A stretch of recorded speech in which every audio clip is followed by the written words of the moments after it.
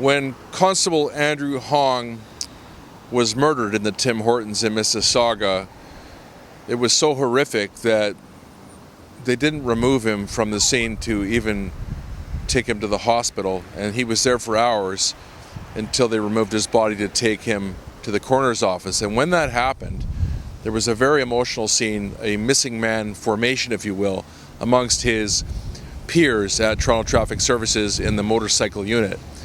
And there was a procession from the Tim Hortons to the coroner's office. Now here on Wednesday, 2 days later, a similar emotional procession from the coroner's office to the Kane-Jerrett Funeral home in Richmond Hill, where he will lie until his funeral and where his family and friends can gather to grieve this horrible loss.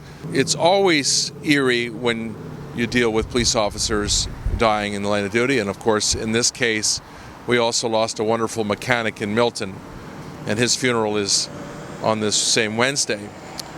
But when you see the brother and sisterhood of the police, the way they escort his body and the motorcycles along the hearse, you really see the importance of this policing family and what they lost.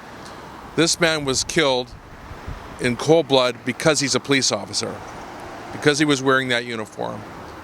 And obviously it shocks the whole community, but it shocks to the core police officers because they all know that could have been them, and it was one of them.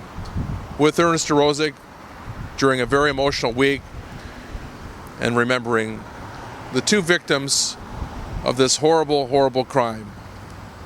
One, Shaquille Asheroff, the mechanic in Milton, and of course, Constable Andrew Hong.